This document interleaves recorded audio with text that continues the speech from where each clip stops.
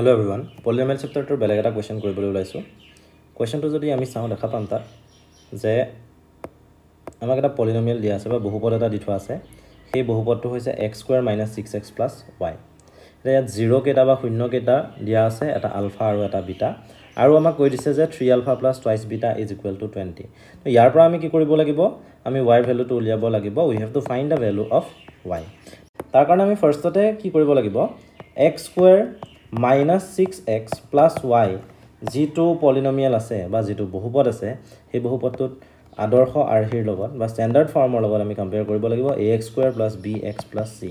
compare যদি কৰো তেতিয়া আমি নিশ্চয় দেখা পাম যে a ৰ ভ্যালুটো হৈছে 1 b ৰ ভ্যালুটো হৈছে -6 আৰু c ৰ ভ্যালুটো হৈছে y because ইয়াত c অকলে আছে আৰু ইয়াত y আছে আৰু পলিনোমিয়ালটো কিহত আছে তোমালোকে দেখা পাইছা পলিনোমিয়ালটো x ত আছে গতিকে তাত যদি y আছে y টোক আমি কনস্ট্যান্ট বুলি ধৰিব পাৰো বা ধ্ৰুবক বুলি ধৰিব পাৰো এতিয়া আমি ইয়াৰ পৰা শূন্য দুটাৰ যোগফল আৰু শূন্য দুটাৰ পূৰণফল অৰ্থাৎ sum of zeros and product of zeros উলিয়াব পাৰিম হেকিটা হৈছে আলফা প্লাস বিটা আৰু alpha into beta alpha plus beta মানে হৈছে -b/a -b/a মানে -6 by 1 is equal to কি পাম আমি 6 পাম so alpha plus beta is equal to 6 আৰু alpha into beta is equal to c by a c মানে হৈছে y a মানে হৈছে 1 so y by 1 will be equal to y এতিয়া আমি কি কৰিম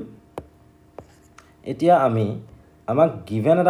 এটা বস্তু দি থোৱা আছে 3α plus twice beta is equal to 20 তো 3α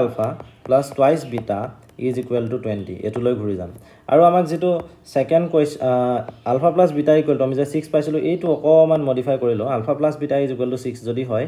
তেতিয়া alpha plus beta is equal to 6 যদি হয় তাৰ পৰা আমি লিখিব পাৰো twice alpha plus twice beta is equal to 12 এটো আমি কৰিলাম twice alpha plus twice beta is equal to 12 তো ইয়াত হ'ব twice alpha plus twice beta is equal to 12 কৰাৰ লগে লগে আমি কি পাম চাবা thrice alpha minus twice alpha এতিয়া মই ইয়াতে ইকুৱেচন দিলো ইকুৱেচন নম্বৰ 1 আৰু ইকুৱেচন নম্বৰ 2 এটো ইকুৱেচন নম্বৰ 1 দিলো আৰু ইকুৱেচন নম্বৰ 2 দিলো সো 1 minus 2 কৰিম 1 minus 2 implies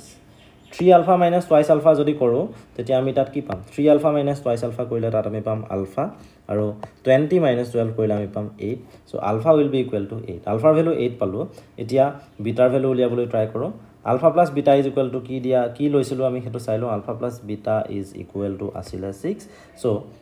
alpha plus beta is equal to যদি 6 হয় beta will be equal to 6 minus alpha so 6 minus alpha 6 minus alpha মানে হৈছে 8 so 6 minus 8 6 minus 8 মানে কি পাম আমি -2 পাম তো বিটাৰ ভ্যালু কি হ'ব -2 ক্লিয়াৰ বিটাৰ ভ্যালু হৈ গল -2 এতিয়া বিটাৰ ভ্যালু হৈ গল ঠিক আছে y আমি উলিয়াব লাগে y কাৰণে আমি এটা ৰিলেচন পাইছিলো চাবা দেই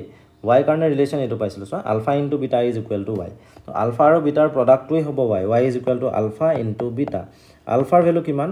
আলফাৰ ভ্যালু হৈছে 8 আৰু বিটাৰ ভ্যালু হৈছে -2 সো 8 ইনটু -2 কৰিলে আমি কিমান পাম -16 আমাৰ ৰিজাল্টটো ওলালে -16 অৰ্থাৎ যেটো आंसर হ'ব आंसरটো আছিল y ভ্যালু আৰু সেই y ভ্যালুটো কিমান -16 এটো হৈছে আমাৰ কাৰেক্ট आंसर